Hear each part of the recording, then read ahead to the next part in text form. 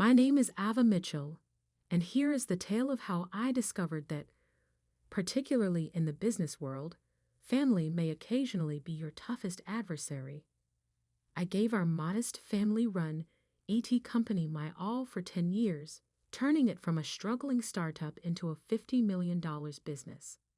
However, success has a way of bringing out the worst in people, even those who are meant to support you. I recall the early days of our family business when it was simply a little computer repair shop in a strip mall, barely making ends meet. It was my dad's pride and pleasure, despite its challenges, and he had begun it 20 years earlier. With her perfect grades, prestigious business school, and dad's favorite, my sister Lauren was always the golden kid. I, on the other hand, was the reserved one who stayed behind to support him while attending a nearby college to earn a degree in computer science. Ava, you're wasting your potential here, Lauren would say during her visits home from school. You should aim higher. But I saw something in that little shop that no one else did. Potential. While Lauren was off studying theoretical business models, I was learning how the real world worked. I was coding, fixing systems, spotting gaps in the market that no one else was paying attention to. During my final year of college, I developed our first proprietary software, a simple but effective inventory management tool for small businesses. It wasn't groundbreaking, but it was affordable, user-friendly, and met a real need. At first, Dad was skeptical. But when local businesses started buying licenses, his tune changed. Maybe you're onto something here, kiddo, he said, and for the first time, I saw a flicker of pride in his eyes. That moment meant everything to me, if only I had known how temporary it would be. Under my leadership, the business began to grow. I worked 14-hour days, 7 days a week, pouring everything I had into our success. While Lauren was climbing the corporate ladder at a top consulting firm in New York, I was building something real. Our tiny repair shop evolved into a full-fledged software development company, expanding from local clients to national corporations. Mom watched me with quiet concern. "Don't work yourself into the ground, Iva," she'd say, bringing me dinner at the office. "You need a life outside of this." But I couldn't stop. Maybe part of me was still chasing validation. Maybe I just wanted to prove that I could make something of my own. 5 years into our transformation, we hit our first $1 million in annual revenue. That's when Lauren suddenly took an interest in the family business again. She quit her high-profile job and moved back home. At a family dinner, she made her grand announcement. "I think it's time I took my rightful place in the company," she said, flashing her trademark confidence. With my business expertise, we could really take things to the next level. Dad practically lit up. "That's wonderful, sweetheart. We could use your professional touch around here." I sat there, my fork suspended midair, trying to process what was happening. The company I had built from nothing was now being handed to Lauren like some kind of inheritance. I swallowed my objections and played along. Lauren was appointed as co-CEO, despite having zero experience in our industry. Dad insisted it was good for our company's image to have someone with her credentials at the helm. So while I continued handling product development and operations, she took over marketing and investor relations. For the next 5 years, our business flourished, but so did the tension. I kept developing new software, building relationships, and improving our services. Meanwhile, Lauren crafted an image for herself as the face of the company.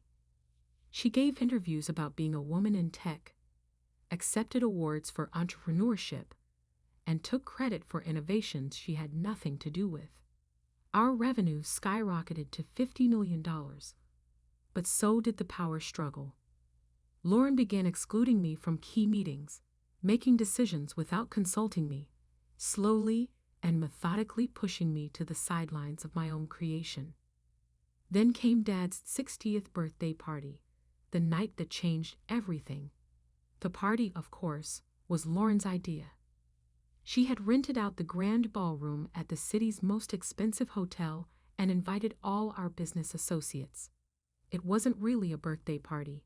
It was a networking event disguised as one. But that was Lauren's style. Everything had to serve a purpose. I arrived early to help with preparations, wearing a simple black dress.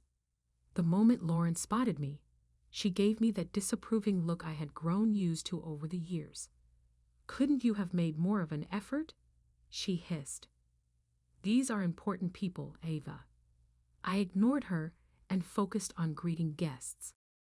The room quickly filled with business executives, investors, and family friends.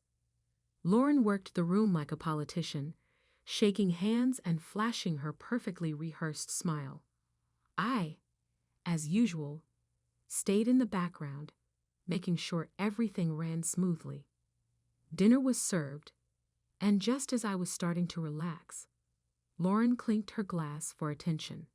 I expected a typical speech, a tribute to Dad, maybe some nostalgic childhood memories.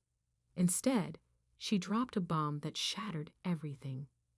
"As we celebrate Dad's 60th birthday," she began, her voice confident and commanding, "I think it's time to announce some changes at Mitchell Tech." My stomach twisted. Changes? The board has agreed that the company needs unified leadership to move forward. She continued, her words slicing through the room like a blade. Board meetings? What board meetings? For too long we've been held back by outdated thinking and resistance to change. Lauren went on, her eyes locking onto mine. "That's why, effective immediately, I will be taking over as sole CEO. It's time for certain elements that no longer serve our growth to step aside." A murmur rippled through the crowd. I sat there, frozen, as Lauren carried out her corporate execution in front of our entire network. "Some people," she added, her voice dripping with false sympathy, "are better suited for technical roles rather than leadership." She was talking about me, humiliating me. "My sister Ava has done an adequate job maintaining our legacy systems," she said. "But in today's fast-moving industry, we need vision. We need excellence. And frankly, Ava, you're just not cut out for this level of business." I turned to Dad. "Say something. Stand up for me." But he just nodded along, a proud smile on his face. Mom, on the other hand, kept her eyes down, her hands trembling slightly on the table. Lauren wasn't done. "The truth is," she said, her voice rising for dramatic effect, "Ava, you are worthless in today's business world. Your outdated ideas and lack of formal business education have become a liability. It's time for you to step aside gracefully." The silence in the room was suffocating. Hundreds of eyes were on me, waiting for my response. I could feel the pity, the judgment, the unspoken agreement with Lauren's words. Everything I had built, every late night, every sacrifice, it was all being stripped away in front of everyone. Slowly, I stood. My chair scraped against the floor, the sound slicing through the hush like a gunshot. Everyone expected a scene, maybe tears, a screaming match. Instead, I simply picked up my purse, walked over to Dad's table, and placed a small wrapped package in front of him. "Happy birthday, Dad," I said quietly. Then I turned and walked out, head held high, leaving behind the whispers, the stares, and the sister who thought she had won. That night, I sat in my home office, surrounded by awards and patents that bore my name. Lauren believed she had taken everything from me, but she had forgotten one crucial detail, something that would turn her moment of triumph into the biggest mistake of her life. As I powered up my laptop and began typing, a small smile played on my lips. Tomorrow would be interesting. After all, there's more than one way to run a successful business, and in 10 years, I had learned far more than Lauren had in all her fancy business classes. The next morning, the sun rose bright and clear, and with it, everything was about to change. I arrived at the office early, before anyone else, and waited. At precisely 9:00 a.m., Lauren strode through the front doors with Dad beside her, both wearing triumphant smiles that were about to be wiped off their faces. "Ava?" Lauren's voice held a mix of surprise and annoyance. "What are you doing here? I thought after last night you'd have the dignity to stay home." I smiled, remembering the email I had sent at 3:00 a.m. to every major client, partner, and employee of Mitchell Tech. "Just wrapping up some loose ends," I said. "But since you're here, we should probably talk about the company's future." "There's nothing to discuss," Dad interjected, his voice firm. "Lauren's in charge now. The board has already approved it." "Ah, yes, the board," I said, pulling out my tablet. "Let's talk about that." I tapped the screen, and the conference room's main monitor lit up with a document. You see, while Lauren was busy planning parties and giving interviews, I was actually building this company, and there are a few things you both seem to have forgotten. I pulled up another document, zooming in for emphasis. First, let me remind you that I own 51% of Mitchell Tech shares. When we incorporated 10 years ago, Dad gave Lauren and me equal shares, 25% each, while keeping 50% for himself. But 3 years ago, when we needed capital for expansion, Dad sold me 6% of his shares. Remember that day, Dad? You were too busy attending Lauren's awards ceremony to handle the negotiations yourself. So you signed the papers without reading them carefully. The color drained from both their faces. Lauren's perfectly manicured hands gripped the conference table. "That's impossible," she whispered. "Dad would never." "But he did," I interrupted, pulling up another document. "And that's not all."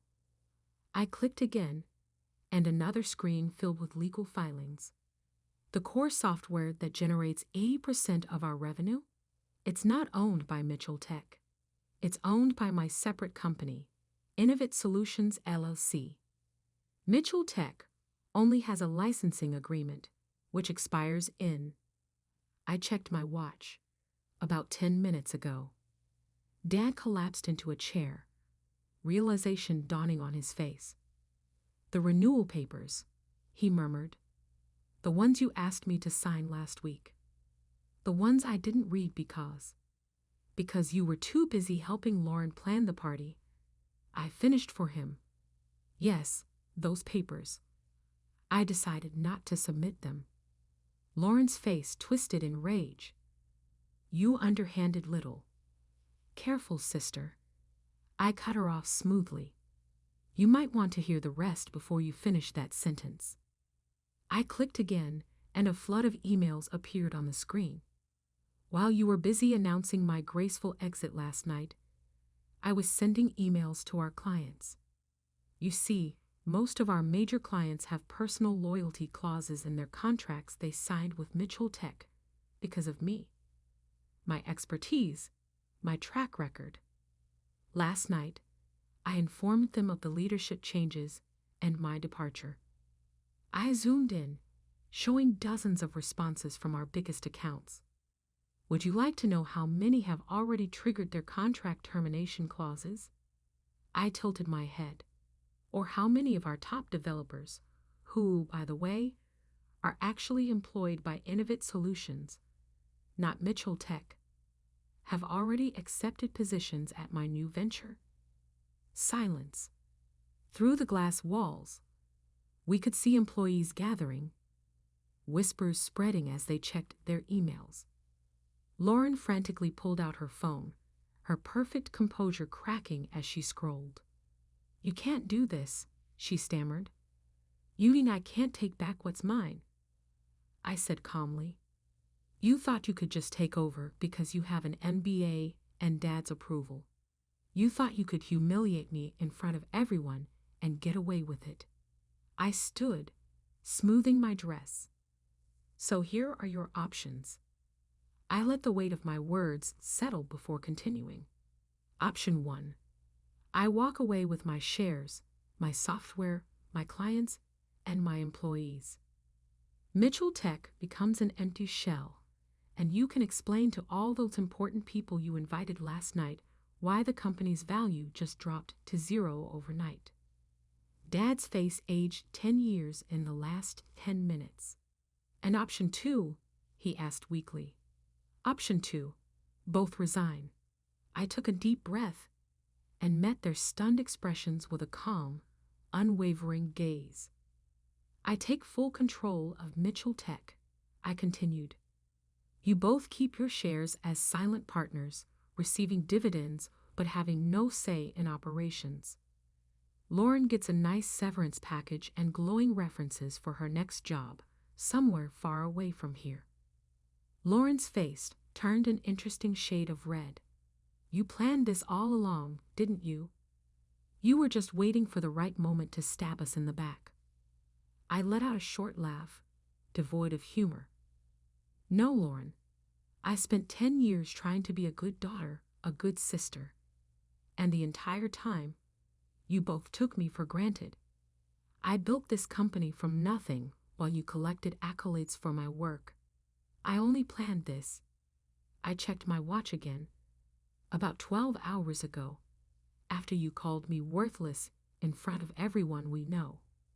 My phone buzzed. Another client termination notice. Time's running out. What's it going to be? The next hour was a blur of paperwork and lawyers. By noon, I sat alone in what was now my office, looking out over the city. The company I had built was now truly mine, but the victory felt hollow. Family relationships lay in ruins around me, trust shattered like dropped crystal. That evening, Mom came to see me. Her eyes were red from crying. "Did it have to end this way?" she asked softly. I met her gaze, my voice gentle but firm. "They gave me no choice. They would have taken everything I'd built and discarded me without a second thought." She nodded slowly, understanding but sad. "What happens now?" I turned my laptop toward her, showing her the plans I had already drawn up, expansions, new product lines, innovations I had been holding back. Now, I exhaled, feeling lighter than I had in years. Now I'd build something even bigger. But this time, I'd do it without carrying people who see me as worthless. 1 year later, under my sole leadership, Mitchell Tech tripled in value. Lauren found a job with a startup in Silicon Valley, humbled but hopefully wiser. Dad retired, finally understanding that his golden child had nearly destroyed his legacy. We see each other at holidays, maintaining a polite distance, masking wounds that may never fully heal. Sometimes late at night, I look at old family photos and feel a twinge of sadness for what we lost. But then I remember that night at the birthday party, the look of disdain on Lauren's face, the way Dad nodded along with her cruel words, and I remind myself, in business and in family, respect is earned, not given. They learned that lesson too late. My story spread through business circles, a cautionary tale about underestimating the wrong person. At industry events, I often catch whispers. "That's Ava Mitchell, the one who..." They never finish the sentence. They don't have to. My success speaks for itself. Last week, I received an invitation to speak at Lawrence Business School's graduation ceremony. The topic: Hidden Strengths, the Power of Underestimated Leaders. I accepted the invitation with a small smile, already planning my speech. After all, I have quite a story to tell. The company continues to thrive under my leadership, but more importantly, I found peace with my decisions. Sometimes the strongest message you can send is simply proving people wrong. And sometimes the best revenge isn't about destroying others. It's about rising so high that they can't help but see their own mistakes. My mother once said, "Success is the best revenge, but wisdom is knowing when to stop seeking revenge and start seeking growth." I think of this as I sit here in my office with a view of the city. She was correct. I'm over seeking retribution. I now concentrate on creating something significant that will last beyond the trivial familial strife and jealousies. I still hold onto the wrapped birthday gift I never gave Dad, a photo album chronicling the growth of the business from a small repair shop to its current state. I may give it to him at last when the wounds have sufficiently healed, as a silent reminder that our greatest assets frequently stem from the very qualities that others undervalue. It remains on my shelf until that time.